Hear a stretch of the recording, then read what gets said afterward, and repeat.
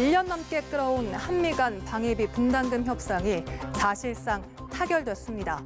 외교부는 한미 양측이 방위비 분담금 협상을 타결하기 위해 미국 워싱턴에서 협의를 가진 가운데 양자 간 원칙적으로 합의가 이루어졌다고 밝혔습니다. 오늘의 그래픽 뉴스, 한미 방위비 분담금입니다.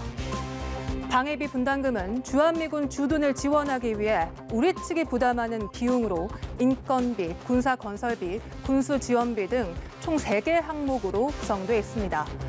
이번 협상은 당초 2020년부터 적용되는 분담금 수준을 결정하기 위한 협상으로 시작됐습니다.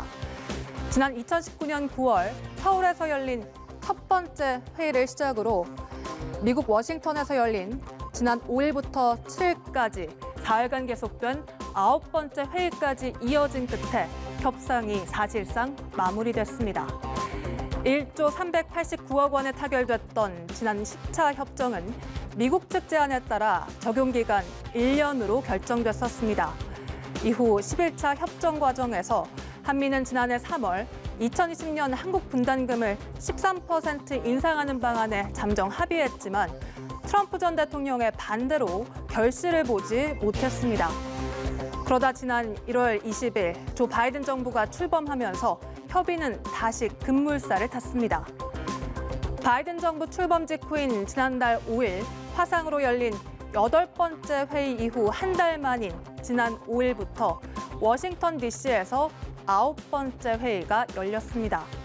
지난해 3월 로스앤젤레스 7번째 회의 이후 1년 만에 이루어진 대면 회의에서 방위비 협상 타결이 이루어진 겁니다.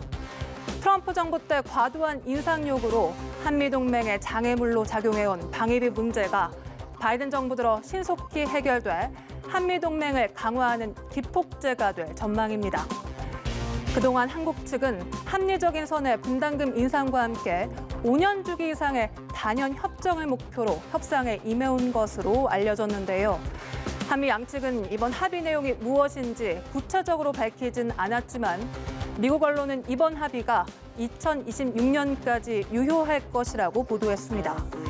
이번 합의에 대한 공식 발표는 이달 중순 추진 중인 토니 블링컨 미 국무장관과 로이드 오스틴 미 국방부 장관의 방안에 맞춰 이루어질 가능성이 높습니다.